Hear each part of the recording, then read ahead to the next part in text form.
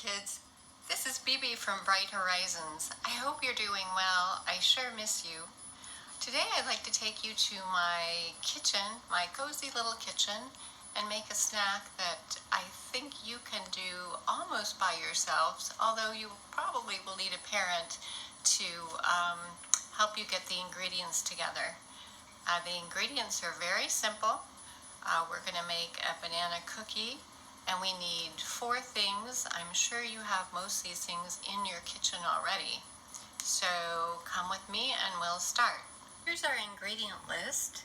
We have 2 bananas, 1 cup of rolled or instant oats, a ½ cup of chocolate chips, and a little bit of salt. And if you like, you can add some vanilla, raisins, cranberries, nuts if you're not allergic. If you like a sweeter a cookie or bread, you can add a little bit of honey or maple syrup, but you don't need to. We can start with just the basic ingredients here. We have our bananas. They've already been peeled. And now comes the fun part of smashing them up after you've cut them into pieces.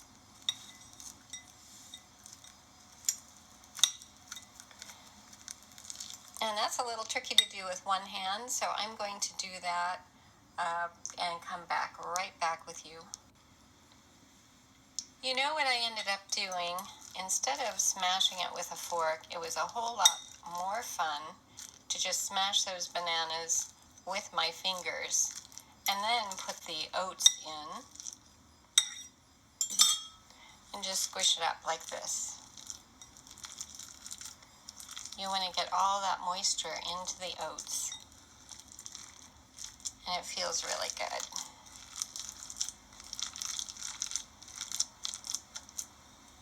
Okay, after that's done, we'll add the chocolate chips.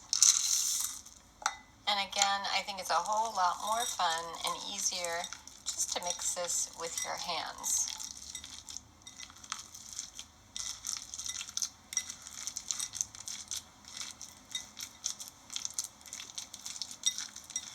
Nice and squishy. And all those oats are soaking up the banana juice, which is going to add to the flavor and the sweetness.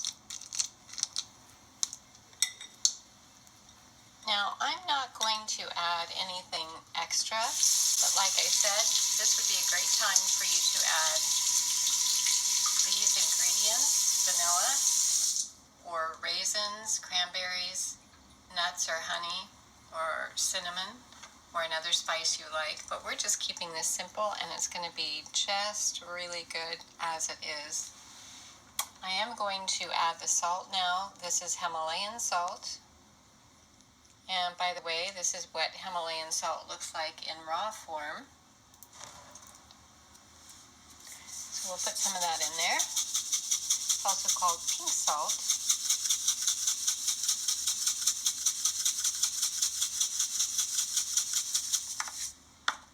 Okay, now we're going to let that sit on the counter for about 20 minutes so that it can absorb the oats can absorb the juice from the banana.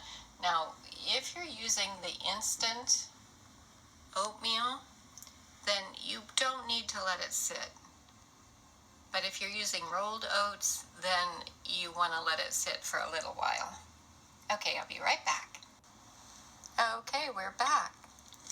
We gave those oats a good soaking in the banana juice, and now it's ready to put on the tray.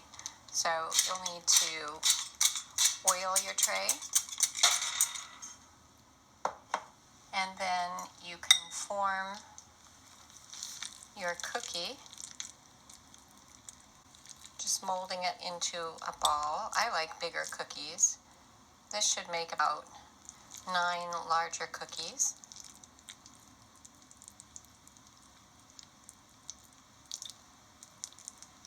So after you get it into a ball, just form it, mash it like that.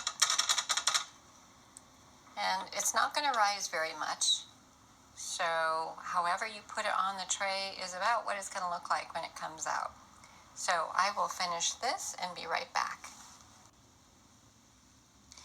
Okay, they're all on the tray and ready to go. I'm going to use this little small oven. It's a convection oven, so I'm going to put it at 325 and set it for about 10 minutes. If you're using a regular oven, it would be 350 for 10 to 12 minutes.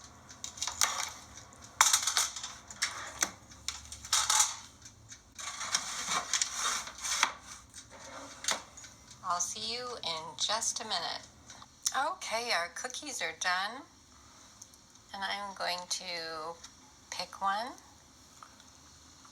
try it.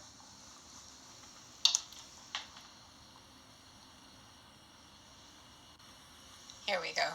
Sorry, I'm not so good on videos, am I?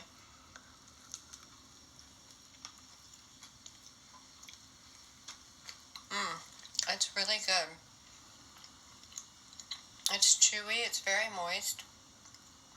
It's kind of a cross between banana bread and a cookie. It's delicious. I know you're going to love it. When you're all done with the cooling process, you can bag it. This will store for about a week in the fridge. It's really good cold too. So I hope you have fun with that. I really enjoyed my time with you. I miss you guys. Some of the kids gave me some artwork. I still have it on my fridge. I miss you guys. I hope you have a great day, and I hope you have fun with this recipe. Thanks so much. Bye.